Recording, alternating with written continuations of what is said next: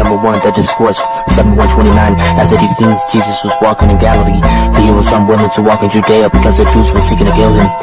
Now the feast of the Jews, the feast of booths, was near. Therefore his brothers said to him, leave here and go into Judea, so that your disciples also may see your works which you are doing. For no one does anything in secret, when he himself seeks to be known publicly. If you do these things, show yourself to the world. For not even his brothers were believing in him. So Jesus said to them, my time is not yet here, but your time is always opportune.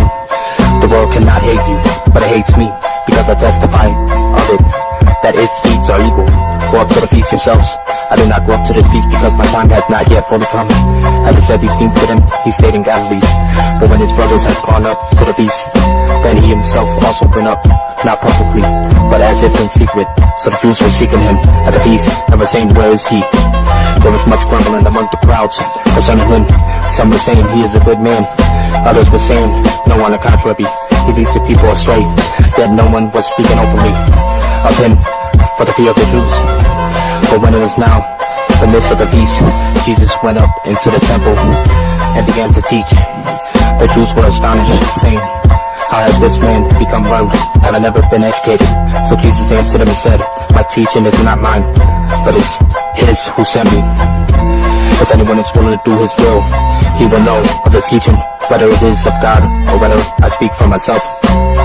He who speaks from himself seeks his own glory, but he who is seeking the glory of the one who sent him, he is true, and there is no unrighteousness in him. Did not Moses give the law? And yet none of you carries out the law. Why do you seek to kill me? The crowd answered, you have a demon who seeks to kill you. Jesus answered them, I did one thing, indeed, and you all marveled. For this reason Moses has given you circumcision, not because it is from Moses, but from the fathers. And on the Sabbath you circumcise a man. And if a man receives circumcision on the Sabbath, so that the law of Moses will not be broken, are you angry with me, because I made an entire man well on the Sabbath?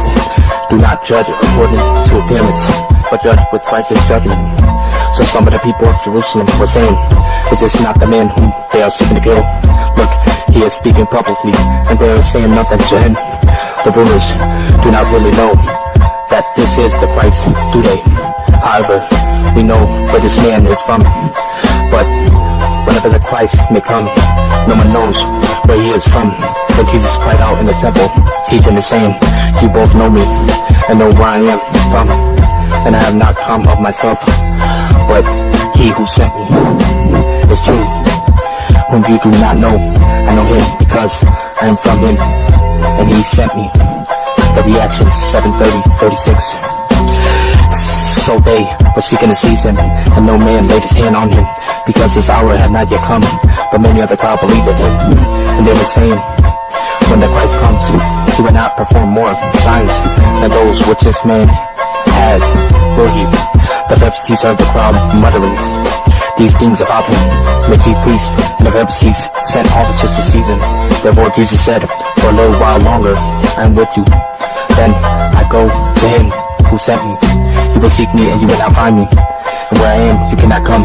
The Jews then said to another, where does this man intend to go, that we cannot find him?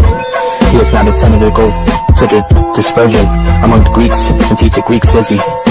What is this statement that he said, you will seek me and will not find me, and where I am you cannot come? Debate number 2, the discourse, 7:37-39. Now, on the last day, the great day of the feast, Jesus stood and cried out, saying, if anyone is thirsty, let him come to me and drink.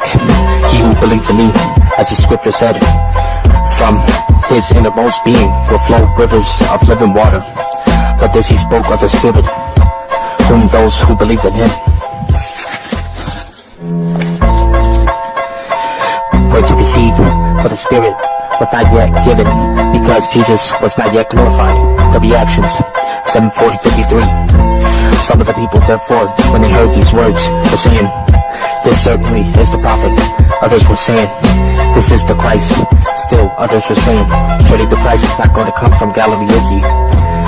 Has not the scripture said that the Christ comes from the descendants of David, and from Bethlehem, the village where David was? So a division occurred in the crowd because of him. Some of them wanted to seize him, but no one laid hands on him. The officers then came to the chief priests and Pharisees, and they said to them, "Why do you not bring him?" The officers answered, "Never has a man spoken the way this man speaks." The Pharisees then answered them, "You have not also been led astray, have you? No one of the rulers or Pharisees have believed in him, has he? But this crowd, which does not know the law, is accursed. Nicodemus, he who came to him before being one of them, said to them, Our law does not judge a man unless it first hears from him and knows what he is doing, does it?" They answered him, "You are not also from Galilee, are you? So you can see that no prophet arises out of Galilee." Everyone went to his home. John 7. Peace.